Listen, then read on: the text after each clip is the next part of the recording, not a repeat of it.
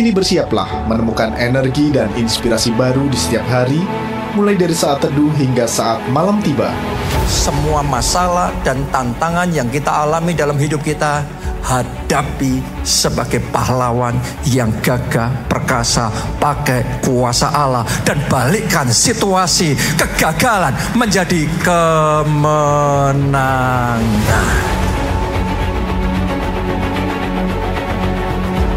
Gerasa, Gerakan Kuasa Allah. Program acara yang boleh menyentuh hati kita, membawa kita semakin dalam akan perkenalan firman Tuhan dan kasih Bapa.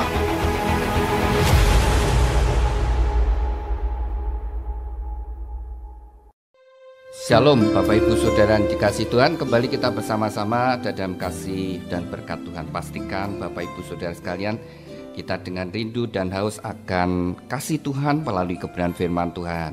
Mari kita landasi terlebih dahulu sebelum kita menerima firman Tuhan. Mari kita berdoa. Tuhan, kami ucap syukur dan terima kasih Tuhan untuk waktu yang Tuhan berikan. Saat ini hati kami tertuju kepadamu Tuhan.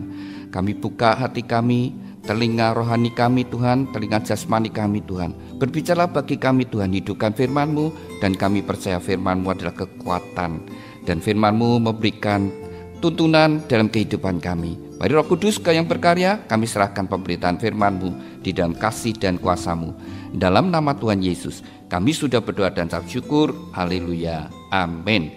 Sudah yang dikasih Tuhan, pada pagi hari ini kita akan renungkan firman Tuhan dengan tema pekerjaan itu berkat. Saudara, pekerjaan adalah berkat. Nah, Tuhan menciptakan kita manusia sebagai makhluk sosial, ya, tetapi juga makhluk yang bekerja, berkarya, dan juga makhluk yang beribadah. Sudah punya pekerjaan itu berkat, ya. Punya pekerjaan itu adalah sebuah berkat. Janganlah pekerjaan itu jadi beban. Saudara bisa melihat ada begitu banyak mereka yang menganggur karena tidak punya pekerjaan. Mereka sudah berjuang cari pekerjaan, ya, melamar di sana sini, sudah belum mendapatkan. Jadi pengangguran. Sudah menganggur itu tidak enak, ya. Dan saudara, orang itu akan lebih mantap hidupnya ketika dia bekerja. Ketika dia bekerja berarti dia menghasilkan sesuatu, ada sesuatu yang dihasilkan. Nah, orang pada hakikatnya ingin bekerja. Jadi saudara, kalau saat ini saudara memiliki pekerjaan, apapun pekerjaan saudara, mari syukuri, karena pekerjaan itu adalah sebuah berkat. Saudara, mungkin pekerjaan saudara Anda merasa penghasilannya tidak seberapa, ya saudara, tapi syukuri, punya pekerjaan dulu, ya, bersyukur saudara sekalian, sehingga pekerjaan itu tidak menjadi sebuah beban. Dan saudara yang dikasih Tuhan, ada firman Tuhan berkata, apa yang ada di tanganmu, apa yang kau kerjakan, kerjakan semaksimal mungkin, sebaik mungkin, saudara sekalian. Dan kita akan belajar dari Alkitab bagaimana ya kita harus memiliki sikap hati di dalam pekerjaan kita. Ya, di dalam Amsal 31 ayat 13, ia mencari bulu domba dan rani dan senang bekerja dengan tangannya.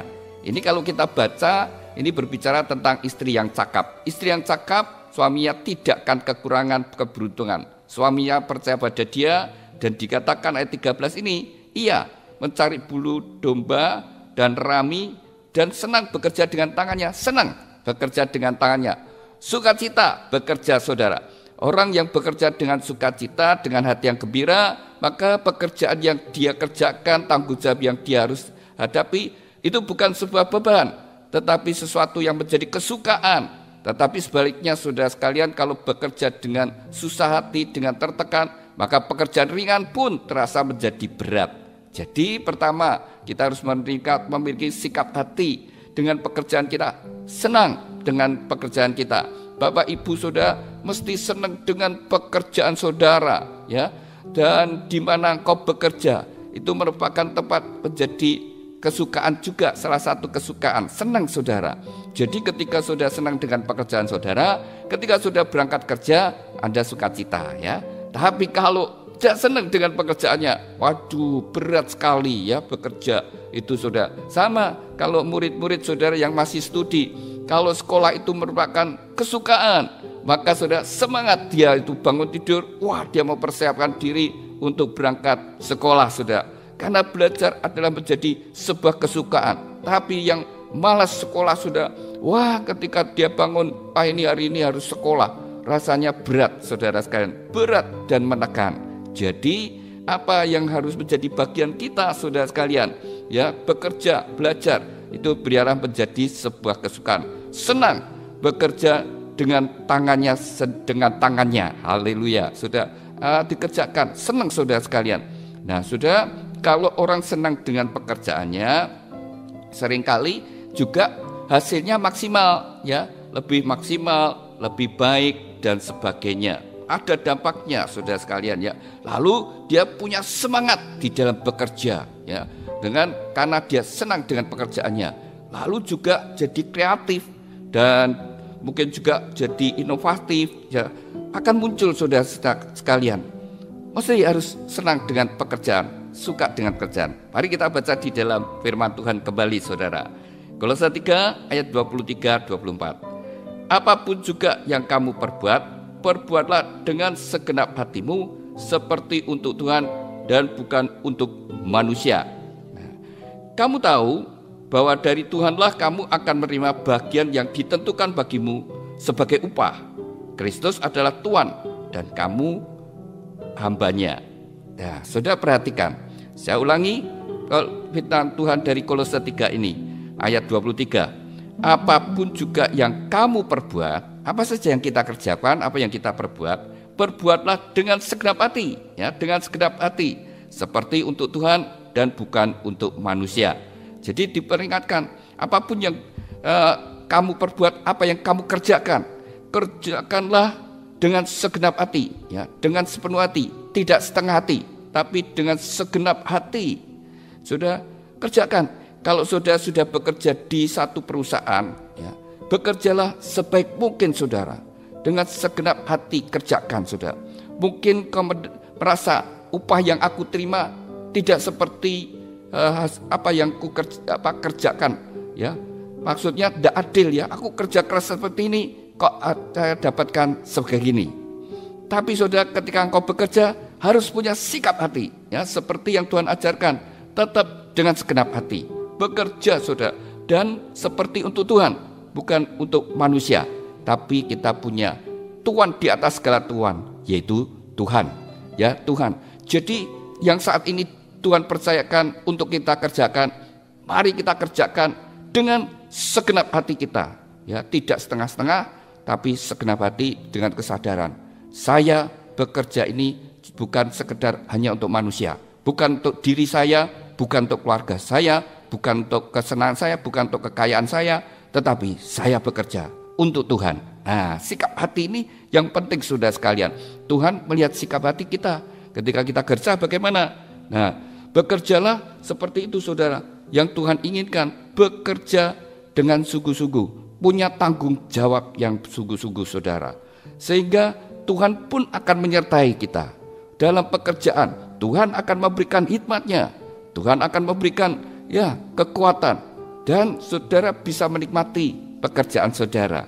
Ini sudah sikap hati kita. Jadi kalau sikap hati kita sudah enggak benar, saudara sekalian, apa yang kita kerjakan akhirnya juga tidak bisa maksimal, ya. Nah, jangan iri hati, ya. Nanti dengan teman rekan sekerja, dia kok kerjanya lebih sedikit, ya, kok lebih santai, saya bekerja lebih giat, lalu melihat, wah, kok pimpinanku enak, ya, dia cuma merintah-merintah dan sebagainya.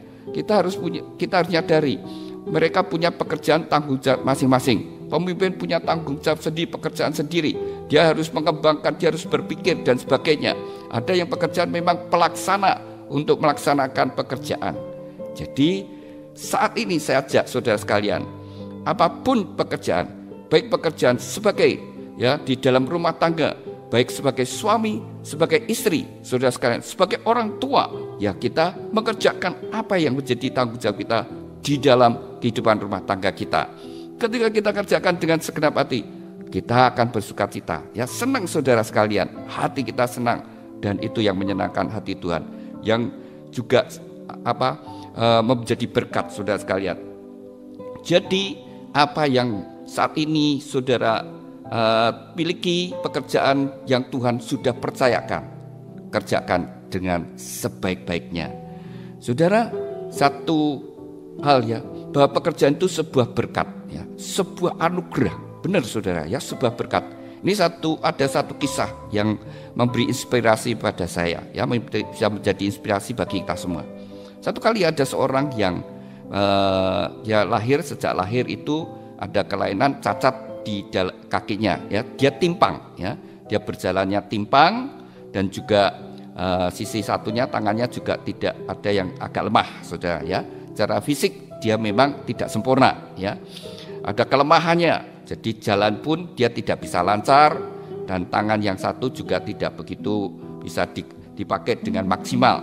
Nah sudah, dan kemudian dia sudah dewasa, lalu dia juga keluarga yang tidak cukup mampu, maka dia harus menghidupi dirinya sendiri. Nah, satu saat dia itu lapar ya, dan tidak punya uang. Lalu dia mengetuk satu rumah yang besar, cukup mewah. Lalu dia ketuk pintu itu dan dibuka, pemiliknya keluar. Lalu dia minta mohon belas kasihan, minta diberi uang, minta makanan. Tapi pemilik rumah berkata, saya tidak akan memberi kamu uang ataupun makan, tapi aku akan memberi upah ya.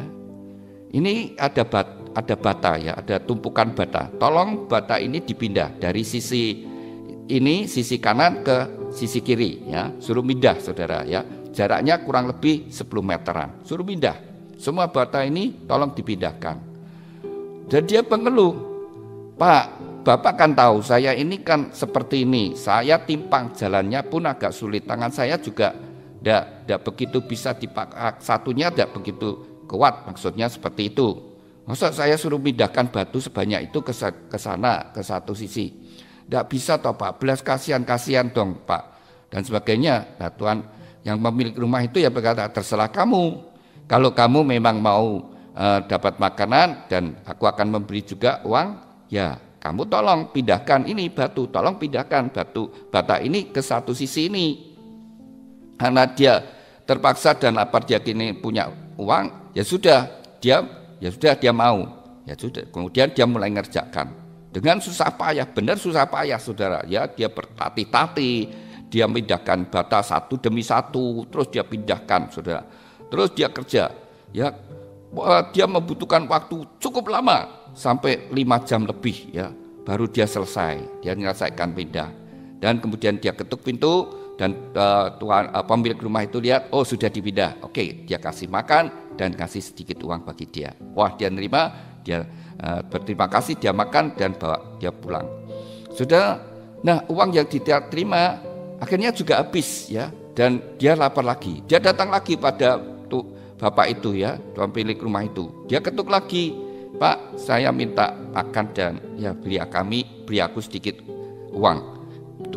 Pemilik rumah berkata, ya saya akan memberi kamu upah dan makanan ya, akan memberi makan sebagai upah. Tapi tolong pindahkan batu bata kemarin ke tempat semula. Ya suruh pindah. Tadi kemarin dari kanan ke kiri, sekarang dari kiri ke kanan. Ya suruh pindah ke pojok kanan.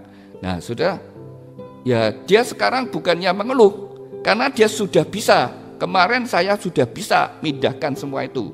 Jadi dia langsung ya, dia mulai kerjakan. Ya, dengan susah payah dia terus kerjakan. Nah lebih cepat, 5 jam dia sudah selesai. Dia terima ya upahnya, dia senang saudara. Kemudian berikutnya, hari berikut habis lagi, dia datang lagi kepada pemilik rumah. Sekarang dia seperti semula. Pemilik rumah berkata, ya tolong pindahkan batu bata yang ada di kanan ke sebelah kiri. Lalu dia sudah tidak pakai alasan apa-apa, dia kerjakan jauh lebih cepat, dan 4 jam dia sudah menyelesaikan ya.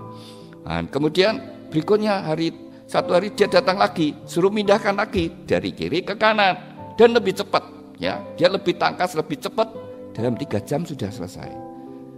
Lama-lama dia setiap kali dia datang suruh pindahkan itu. Lama-lama dia mikir, ini apa maksud dari pemilik rumah ini ya, dia pikir sendiri. Tapi ketika dia mikir-mikir, dia memperhatikan. Waktu aku pertama, ketika aku disuruh, aku gak percaya diri. Aku merasa itu tidak mungkin aku bisa lakukan. Tidak mungkin bisa lakukan. Ketika aku terpaksa melakukan, ternyata aku bisa. Dan ketika kedua kali aku tidak lagi merasa tidak mampu, dan lebih cepat, dan lebih cepat, lebih kuat. Oh, aku berarti bisa, aku bisa berbuat sesuatu. Nah, saudara, sejak itu dia berubah pikirannya. Ketika dia melihat dirinya yang timpang, yang tidak sempurna, dia akan menjadi lemah. Tetapi ketika dia melihat ada di dalam diriku ada kekuatan, ketika dia mulai rajin bekerja, dia segenap hati mulai bersyukur dengan apapun yang ada keadaannya. Dia mulai kerja, saudara, dan bekerjalah. Dia punya semangat, dia punya pengharapan. Dan saudara sekalian, 20 tahun kemudian dia datang ke rumah yang pernah menolong dia, saudara. Dia ketuk pintu, ketemu dengan pemilik rumah, dia sudah berbeda, ya. Dia sudah berpakaian dengan rapi, ya, pakai jas, ya, sudah bawa mobil, saudara sekalian. Dia datang dan ketuk, dan ketemu pemilik rumah yang sudah lanjut usia. Bapak masih ingat saya? Adik siapa?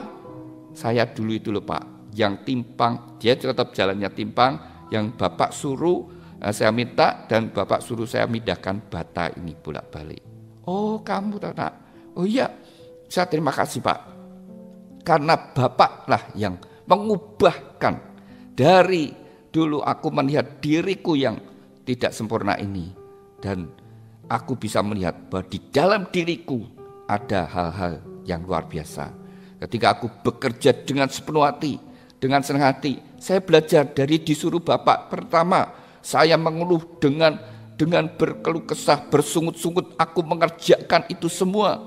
Dan ketika kedua, aku sudah mulai belajar bersyukur.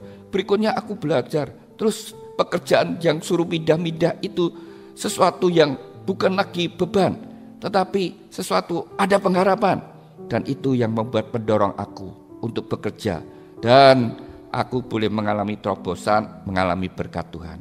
Dan dia kemudian memberikan uang sejumlah besar kepada Bapak itu. Pak, ini rasa terima kasih saya. Bapak itu berkata, enggak usah nak, enggak usah. Enggak Pak, saya bisa berhasil seperti ini karena Bapak yang memberikan inspirasi bagi kita. Saudara, dari kisah ini saudara sekalian, seperti firman Tuhan ya di dalam Kolose pasal 23 ayat 24. Apapun juga yang kamu perbuatlah dengan segenap hati. Saudara, pekerjaan apapun saudara yang sederhana, tapi kalau engkau kerjakan dengan segenap hati seperti untuk Tuhan saudara, bukan sekedar untuk manusia, saudara akan bekerja dengan penuh rasa syukur. Saudara bekerja dengan senang hati saudara sekalian. Dan itu memberkati dirimu sendiri, saudara ya, memberkati dirimu sendiri, dan saudara mendapatkan upah yang sungguh-sungguh jadi berkat karena diberkati oleh Tuhan, karena engkau bekerja untuk Tuhan. Seperti yang firman Tuhan katakan 24, kamu tahu bahwa dari Tuhanlah kamu akan menerima bagian yang ditentukan bagimu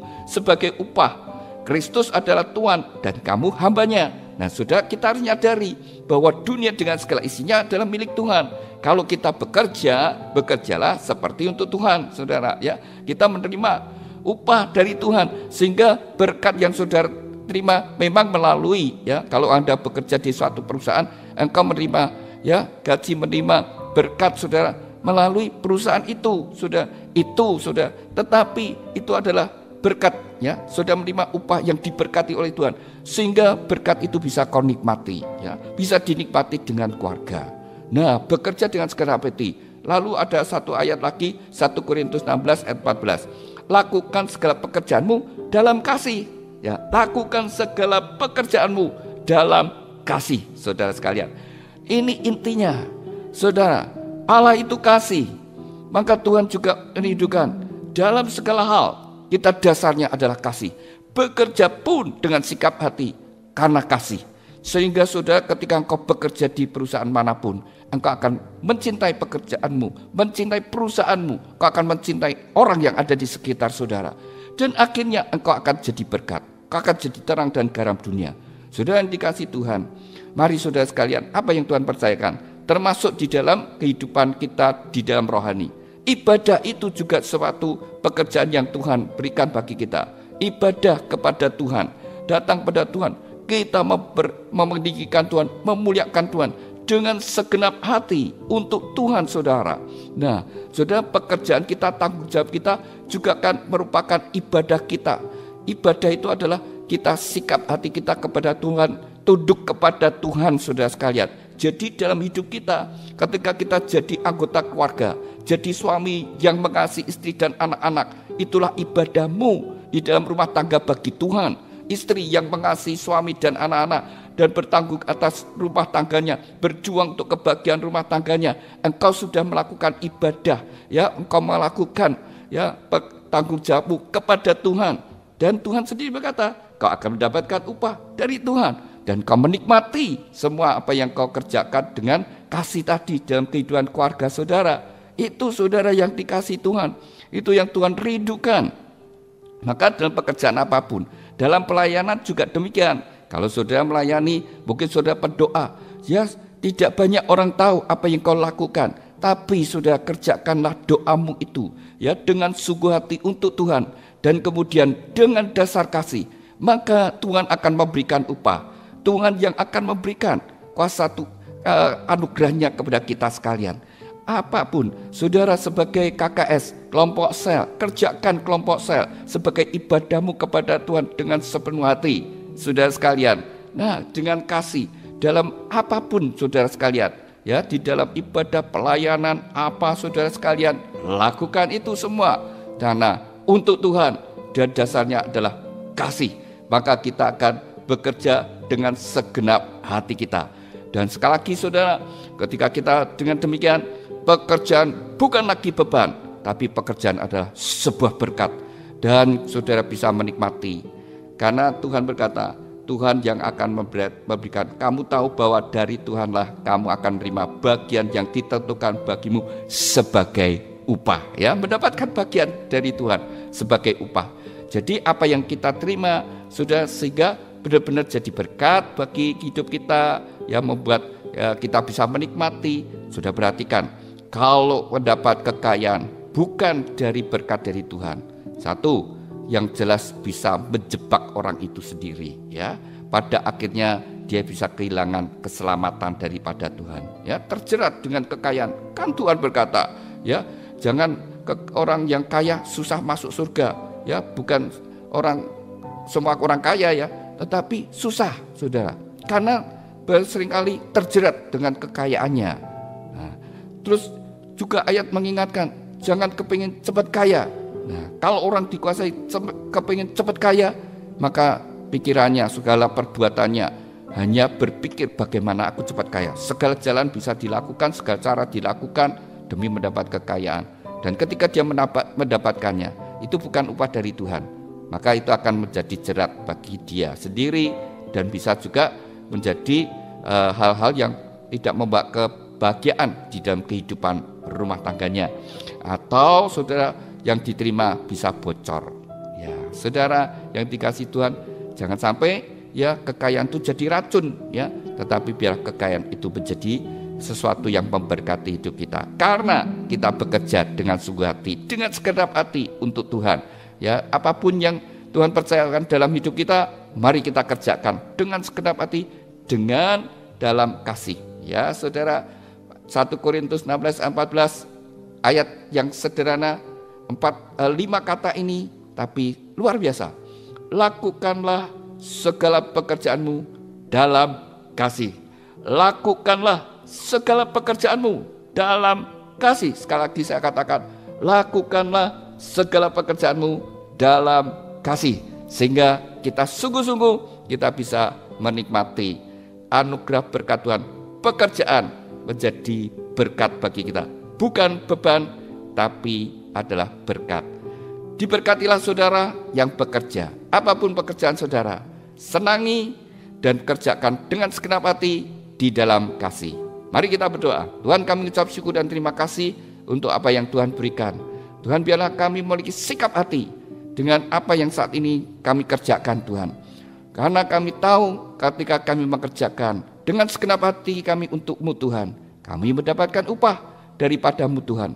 Mungkin tidak kami bisa lihat, tetapi kami percaya upah itu upah yang kekal yang Tuhan sudah sediakan, upah yang sesungguhnya. Tolong kami, Tuhan, untuk bekerja dengan segenap hati dan dalam kasih. Tuhan, berkati setiap kami yang mendengar dimanapun kami berada. Dan bila mana ada di antara kami yang sakit, hamba berdoa dalam nama Yesus, oleh kuasa bilur-Mu, sakit penyakit disembuhkan. Tuhan, bila mana mereka saat ini menghadapi masalah keuangan, Tuhan tolong, Tuhan pimpin, berikan hikmat, biarlah Tuhan memberikan semangat di dalam bekerja. Apa yang ada di tangan-Nya Tuhan, Engkau memberkati dan Engkau sanggup melipat gandakan. Tuhan juga berkati Tuhan di dalam pelayanan kami. Kami berdoa Tuhan untuk mereka yang saat ini juga merindukan untuk mendapatkan pekerjaan, Tuhan buka jalan. Mereka yang merindukan pasangan hidup, Tuhan memberikan pasangan yang sepadan. Tuhan juga mereka yang merindukan keturunan, Tuhan berikan keturunan ilahi. Tuhan, kami berdoa juga untuk bangsa dan negara kami. Tuhan lawat bangsa kami dari Merauke sampai Sabang. Kami berdoa dalam nama Yesus, 270 juta jiwa ini, oleh karena kasih karunia-Mu Tuhan, mereka boleh mengenal Kau dan menerima keselamatan daripada-Mu yang sudah Tuhan sediakan melalui Yesus Kristus Tuhan. Tuhan, kami juga berdoa untuk pemilu yang akan datang beberapa hari lagi Tuhan. Tuhan juga tolong sehingga semua berjalan dengan baik.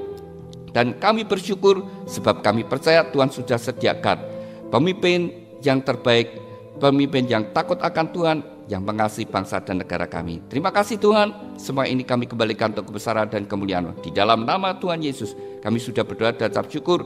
Haleluya, amin. Tuhan berkati Bapak Ibu Saudara sekalian.